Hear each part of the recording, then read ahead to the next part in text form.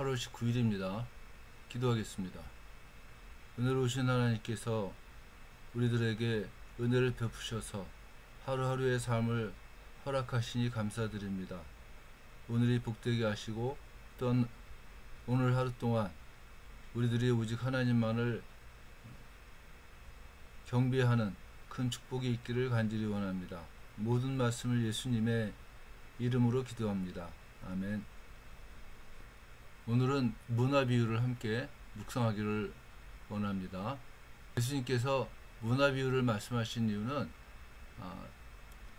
예수님이 여리고에 있는 삭개오의 집에서 잔치에 참여하시고 그때 예수님께서 인자가 온 것은 잃어버린 자를 찾아 구원하려 함이라 이렇게 말씀을 하셨는데 이 말씀을 듣고 있을 때, 그러니까 유대인들이라든가 아니면은 그 잔치에 참여했던 죄인들, 유대인들이 봤을 때 죄인들입니다. 그리고 또한 예수님의 제자들, 이런 사람들이 예수님을 듣고 있을 때 예수님께서 이 문화 비유를 말씀하신 겁니다. 문화 비유를 말씀하신 이유를 예수님께서 예루살렘에 가까이 오셨고 또 예수님과 함께한 사람들이 하나님 나라가 당장에 나타날 줄로 생각했기 때문에 예수님께서는 문화 비유를 통해서 하나님 나라가 언제 올지는 확실하게 알 수 없지만은 준비해야지만 된다는 얘기를 말씀하신 겁니다. 비유의 출발은 이렇습니다. 어떤 귀인이 왕위를 받아 가지고 오려고 먼 나라로 갈 때 그 종 열을 불러 은하 10문화를 주며 이르되 내가 돌아올 때까지 장사하라 이렇게 부탁을 하면서 여행을 떠났습니다.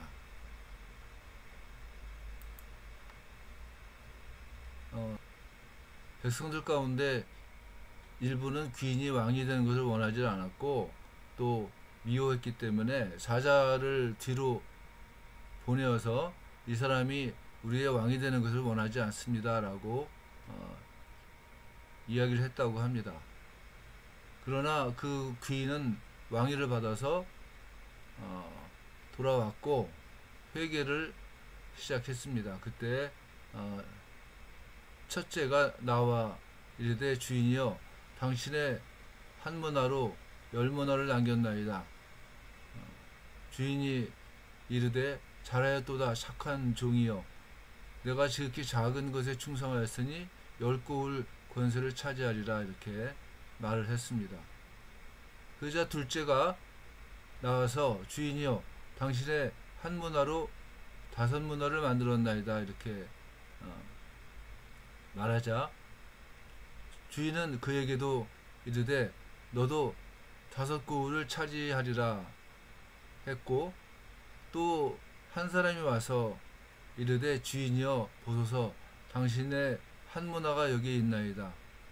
내가 수건으로 쌓아 두었었나이다 이렇게 말을 했습니다. 이 사람은 주인의 문화를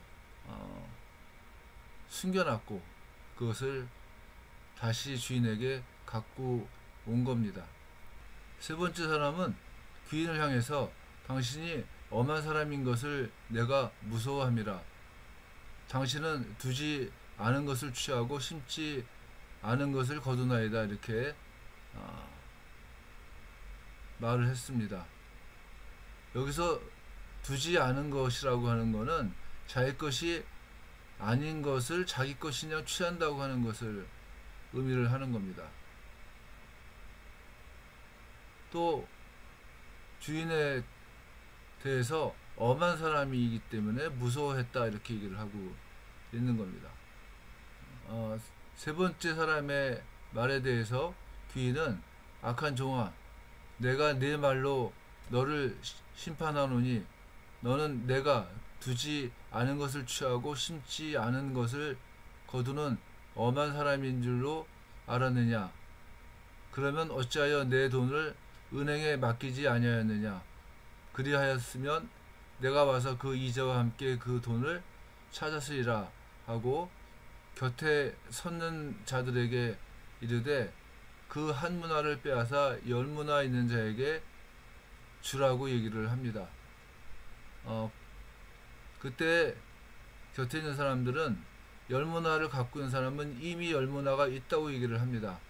주변 사람들의 말을 들은 귀인은 내가 너에게 말하노니 무릇 있는 자는 받겠고 없는 자는 그 있는 것도 빼앗기리라. 이렇게 말을 하면서 내가 왕됨을 원하지 아니하던 저 원수들을 이리로 끌어다가 내 앞에서 죽이라고 말을 합니다. 이렇게 해서 문화 비유의 전체적인 내용을 이야기를 했습니다. 학자들은 누가가 이야기하는 문화 비유가 기원전 4년에 아켈라우스가 유대 땅에 대한 자신의 왕권을 확인하기 위해서 로마로 여행한 것을 바탕으로 좀 말을 하고 있다고 생각을 합니다. 아켈라우스가 왕위를 얻기 위해서 로마로 갈 때 50명으로 구성된 유대인 사절들이 로마로 뒤따라가서 아켈라우스가 왕으로 임명되는 것을 반대했다고 합니다. 그러나 아켈라우스는 로마로부터 왕권을 받았고 아켈라우스는 귀국한 후에 자신을 반대했던 자들에 대한 피비린내 나는 보복을 강행했다고 얘기를 합니다. 아켈라우스의 왕권에 대한 이야기를 통해서 누가는 귀인이 왕권을 얻기 위해서 먼 나라로 떠났고, 즉 그리스도가 하늘나라로 떠났고, 또 그리스도는 자신의 일을 자기의 종들, 제자들에게 맡겼다, 이렇게 생각을 할 수 있다는 겁니다. 그런데 유대 백성들, 유대인들이 예수님이 왕이 되는 것을 반대했다는 겁니다. 그러나 예수님께서는 재림하여 이 땅에 올 것이고 대적자들을 징계하실 것이고 그의 백성들 가운데 충성된 이들에게는 하나님 나라 백성으로서의 권세를 줄 것이다 라고 하는 것을 이야기를 하고 있는 겁니다. 우리는 이 비유를 통해서 예수님께서 갖고 계신 권세가 무엇인가를 확인할 수가 있습니다. 예수님은 왕이시기 때문에 그의 백성들에게 삶을 허락하시고 맡기시는 겁니다. 그리고 각각 동일한 한 문화씩을 주셨고 그 한 문화에 대해서 나중에 재림하시면서 결산하실 것이다 라고 하는 거예요. 그 결과에 따라서 예수님께서는 고을을 다스릴 수 있는 권세를 주실 것이다 하는 겁니다. 우리가 예수님을 믿는 것은 현세 속에서 우리가 예수님을 믿음으로 말미암아서 위로를 받을 수 있는 것도 있지만은 예수님께서 이 땅에 다시 오신 이후에 예수님의 백성으로서 많은 권세를 받고 또한 하나님의 백성으로서의 풍성한 삶을 누릴 수 있다고 하는 믿음을 바탕으로 하는 겁니다. 그래서 하루하루 살면서 하나님의 백성답게 또한 하나님의 백성으로서의 온전함을 만들어 나가려고 기도하고 또한 하나님을 의지하며 살아갈 수밖에 없다는 겁니다.